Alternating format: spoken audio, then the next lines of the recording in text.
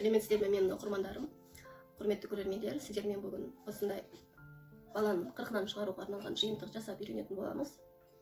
Яғни бұны жақынырақ көрсетсем, мысалы жолын көрсетем, өздеріңіз үйде отырып жасасаңыздар болады.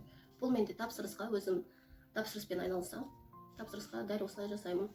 Сондықтан барлық қыр-сырын, барлық құпиясын ашып, сіздерге бөліспекпін. Бизнес көзіне айналдырсаңыздар да болады. Мінекей қайшысы да осындай өте әдемі. Бұл менде люкс качестводағы набор 40-нан шығару жиынтығы. Асты ыдысымыз осында. Сондықтан да сіздерге ұнайды деген ойдамын. Үйренгілеріңіз келсе, видеоны соңына дейін қараңыздар.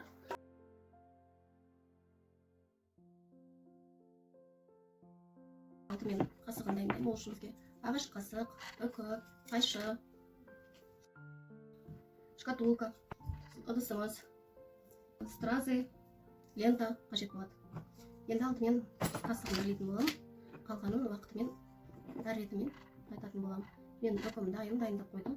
Енді кішкене клей құйып жабыстырамын, сосын жіппен оны тағы да орайтын боламын, барынша дұрыс тұру үшін. Қасықтың артқы бөлігіне дәл жабыстыратын боламыз осылай.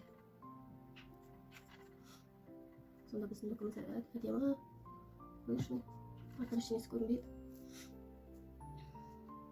Енді бұл дұрыс тұрмайды, құлап кетуі мүмкін. Сондықтан да біз оны қосымша жіппен қаттырақ, орап, байлап түйіндеп қоямыз. Сонда бұл үкіміз орнынан қозғалмай, әдемі болып тұратын болады. Енді бұл жіпті байлаймын. Орап болдым.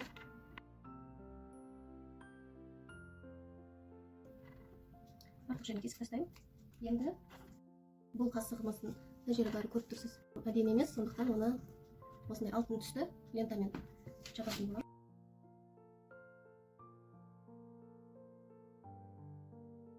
Шетінен жаңа клей жақтым. Енді осылай орап шығатын боламын. Әдемілеп, бірінің үстін бірін жауып, сонда барынша әдемі таза болып тұрады. Міне бағанағы үкі орнатқан жерімізді жаптым. Оған да бір астына тамшы клей қондыра саламын. Көп баспаңыздар. Аз-аздан керегінше ғана, себебі көп болса оның бәрі артық болып шығып көрініп тұрады. Барынша таза болу үшін көп қоспай, өзінің нормасына сай. Лентаны алдынан кестім, себебі алдында бантикті орады. Кескен жерім жабық тұрады. Егер артынан кессеңіздер, мына жерде лентаның біткен несі көрініп тұрады. Байқалмас үшін алдынан кестім де, оны арқаны осылай жабыстырып тастаймын. Мінекей дайын болды. Енді бұған бантигімізді жасайтын боламыз. Бантик менде ақ түскен болады.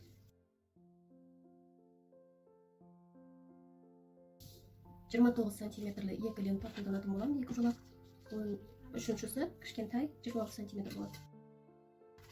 Шеттерін отпен өңдеп,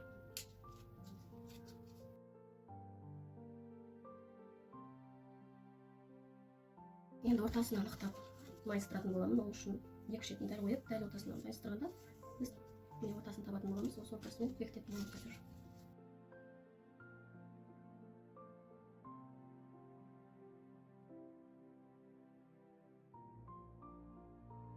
Алдымен үлкен жолақтарымызды біздің ортамыз анықтаған сызығы көрініп тұр. Енді екі шетін 1 сантиметрдей арасын бір қалдырып, бір-бірінің үстіне қойып, осымен қосатын боламын.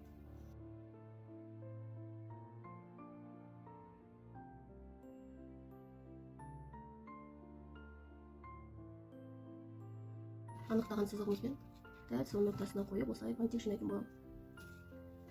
Бұл үшіншісін дәл ортасынан еш бүктемей, дәл осы күйінде өткізетін боламын. Енді жібімізді тартып, мына аяқталған жерден енді өткізіп, бантикті жинайтын боламын.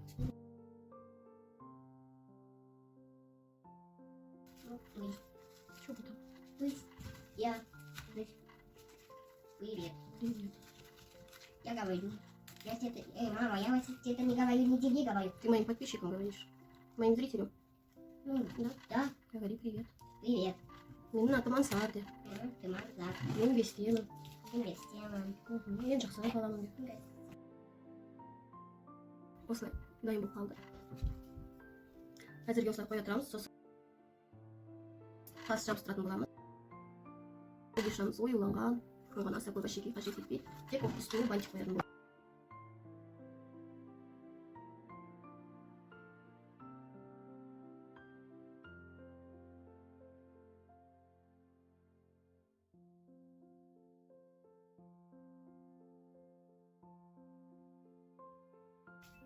Мінекей бантигіміз де дайын болды.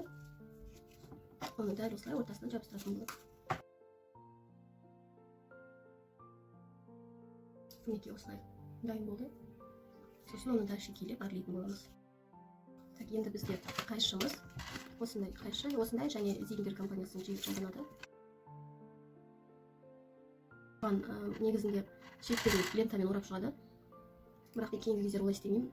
Себебі көп қолданыста болған кезде бұл ленталар қап-қара болады.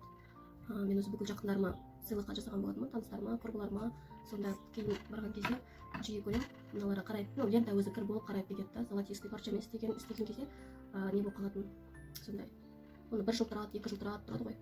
Оны лақтырмайды ешкім. Сондықтан қазір мен бұл жерге мүлдем лента ешқандай қоймаймын, ешнен жабыстырмаймын. Тек мына жерге ғана бантик қоямын. Оны қаласы бантик мүлдем кедергі жасамайды, қаласа алып тастайды, қаласа тұра береді. Мына қолданғанда осылай ыңғайлы болады, кірленбейді әрі. Оған мен осындай лента дайындап алдым. Бұның ұзындығы 16 сантиметр.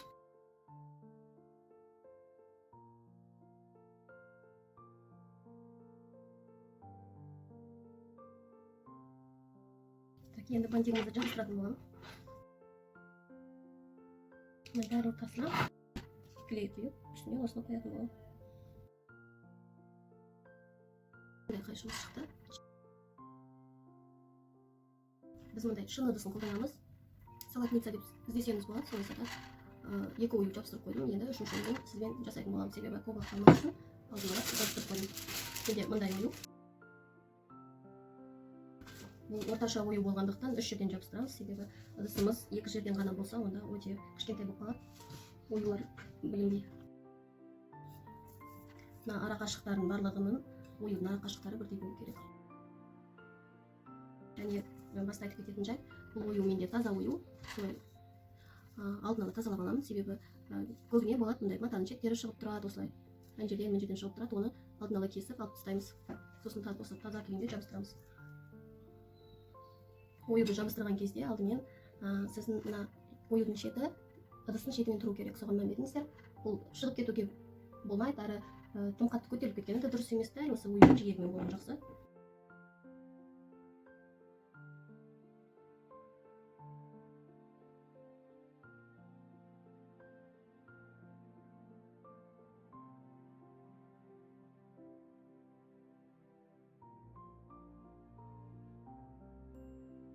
Мінекей бәрін жабыстырып болдым. Мына ұштары да бір-бірімен дәл келу керек. Хотя бы болмаса да бір уровеньде болғандай керек. Мына оюдың да дұрысы біреу былай көтеріліп, біреу былай төмен емес. Барынша бәрі бірдей симметрично болу керек. Осылай шықты. Қазір енді әшекейлеп оларды әрлейтін боламыз. Негізгі основамыз дайын десек болады. Енді тек оны әрлеуіміз қалды.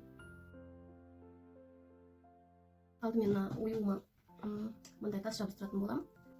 Осындай тастар, яғни бұл бізде кәдімгі кристалл тасымыз, үлкен капля. Соның шеттерін стразовый лента дейді. Сондаймен әрленген, әрі хрусталь тастарымен осы золотистый түсін қолданатын болам.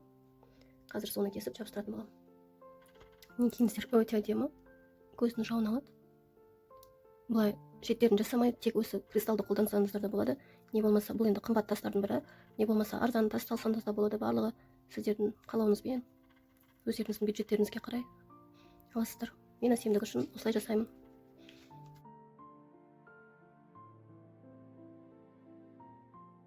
Осыны қолданатын болам. Бұл бізде филигран деп аталады. Тас қоятын жерге клей жағып, стразымды жабыстыратын болам.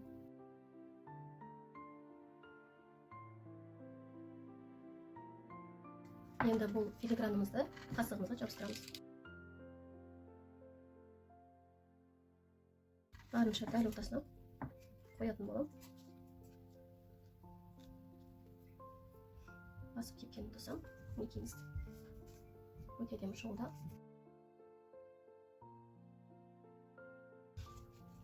мына қобдишаның ортасына осындай тасын біреуін қоятын боламын.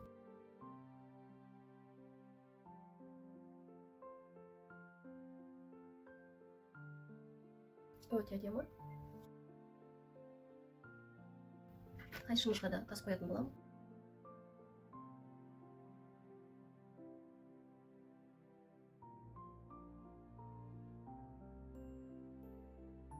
Қазір мына жерде әлі әшекейлеймін, осылай үстіне қоя салсам ба деймін. Шектерін осындай алтын түсті ленточка, стразовый лента деп аталады. Сонымен әдемілесем деймін. Кішкене чиншке екі полоска кесіп аламын.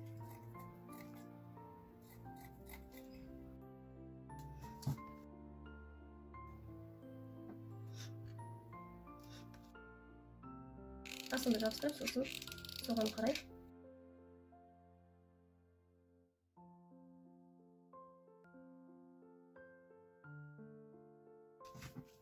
өте әдемі шығып жатыр. Қазір сосын нақты болғасын көрсететін боламын сіздерге. Әлі қараңғы болып тұр, жарықпен түсіріп әлі көрсетемін.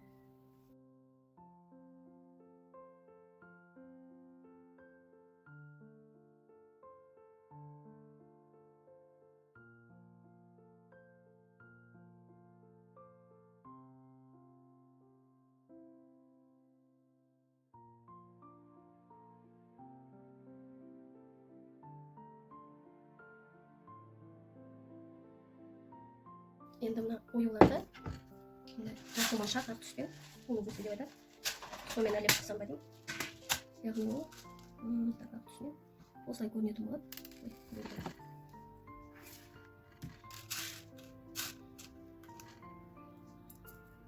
Өзі шығып тұрған, ойып болып тұрған жерлерге мына жерде барлығын осылай әрлеп шығатын боламын. Дәл осы оюға 6 жарты моншақ кететін болады. 6-6-дан бір оюға 6-дан барлығы 18.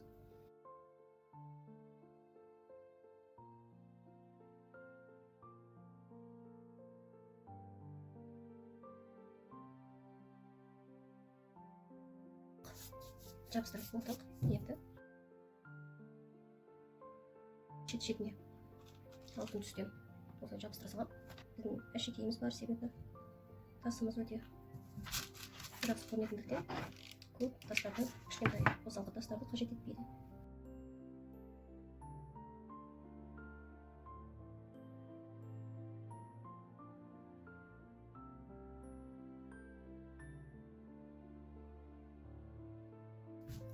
Біздің ыдысымыз да дайын, шашқамыз да дайын, қайшымыз да дайын. Енді қасықтың мына жері бос болып тұр. Бұған әдетте ат жазылады, алайда менің тапсырушым аты керек емес деді. Атысыз болады, сондықтан кішкентай осындай клеевый стразы деген болады. Осыны қоя салсам ба деп ойлап тұрмын қазір. Егер жарасып тұрса, жоқ келмейді екен. Онда осыдан қоямын. Барлығы себебі мына жерде осындай ленталар бар. Біркелкі көріну үшін лента келеді екен. Осымен наборымыз аяқталды. Қазір барлығын сүртіп, клейін алып, артық клейлерін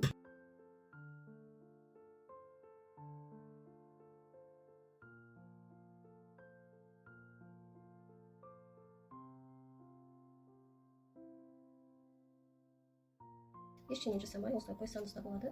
Мен жоғары сапада жасап жатырмын, люкс качество деп. Сондықтан мен осының бәрі мен үшін маңызды. Оның бәрін люкс качествоға жасайды. Біздің наборымыз осылай шықты. Екенсі өте әдемі, жылт-жылт етеді. Мына жеріне қайырледім. Міне бұл астыңғы жағы және қасықтың шеттері. Артқы көрінісі. Жаңағы біздің бастаған кезде айтып едім ғой, мына жерден кеспейміз деп. Міне сонда барынша таза біркелкі көрініп тұр. Әйтпесе мына жерде тілік кесілген ізі көрініп тұрушы еді. Мұнда да жабыстырғанда алтынан бастаймыз. Мына жерден орап әкетеміз. Ат жағып таза тұрады сонда. Енді міне шкатулкамыз. Бұл бізде баланың шашын, тырнағын, кіндігін сақтау үшін. Негізі ата-аналар қаласа атын жазуға да болады. Кейде керек емес дейді. Сондықтан бұл қобдишада жазылмаған. Шын былай тойбастарда қолданатын қобдиша кәдімгі оюмен әрленді. Осылай жаңа бірге әрледік, өте әдемі шықты. Енді жаңа видеодан тыс қайшыға жетіспей тұрды бірдеңе. Осылай арт жағымен дәл осындай темір, ешқандай мата лента орамадым. Тек осылай стразовый жаңағы мен айтқан мындай стразовый лентадан кесіп алып, осы лентадан шетін орап шықтым клеймен жабыстырып. Енді біздің шыны ыдысымыз ол да міне артық ештеңесіз, ою тек және өзіміздің жартымайшақтарымыз болды. Басқа ештеңе жоқ. Енді бұның бәрі қолдың ізі бар. Енді оны тазалау керекпіз. Ол үшін кәдімгі влажный салфетканы алып, сол влажный салфеткамен түртіп шығамыз. Сонда барлық клей бәрі кетеді. Артық клей бәрі алынатын болады. Әрі шыны ыдысымыз жылтырлап таза болып көрінетін болады. Так біз енді жабыстырғасын клей жабысты және біздің қолымыз бар. Бұл бәрі сылтықтанып қалды. Сондықтан тапсырар алдында бұны міндетті түрде біз тазалап, сүртіп, жақсылап тазартуымыз керек, тырсыруымыз керек. Салфеткамен клейдің бәрі жақсы алынады.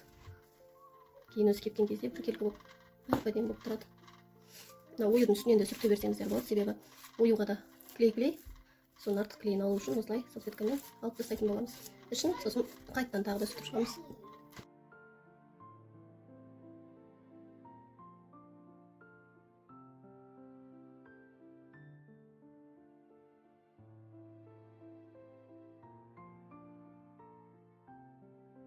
Енді мына қасықтың да, шкатулканың да бәрін нелерін тазалауымыз керек, солай артық клейден алып.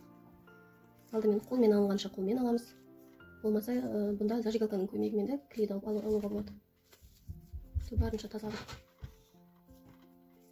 Ол үшін зажигалканы алып, тек шетінен ақырын ғана осылай бойымен бүйтіп шығамыз.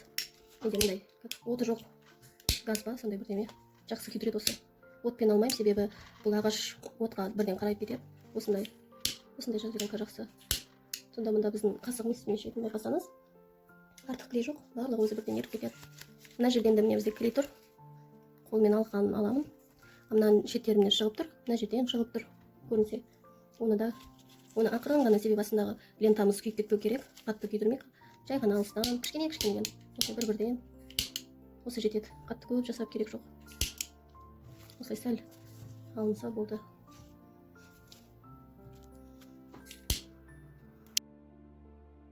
Лентамыз шығып тұр екен, соны біркелкі болсын деп кішкене мына жерін. Осылай. Енді қасығымыз да дайын. Мына жерде де ешқандай артық клей жоқ. Мынаны қараймыз. Мында да клей көріп тұрған жоқпын.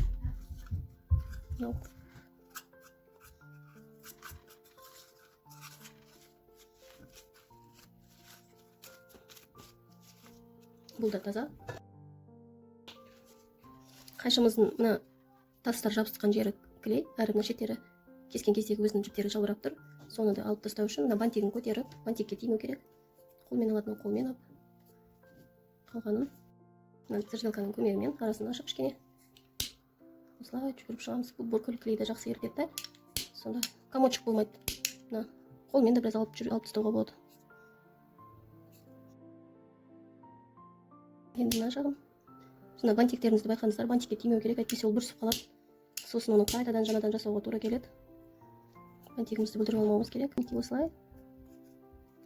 Өте әдемі.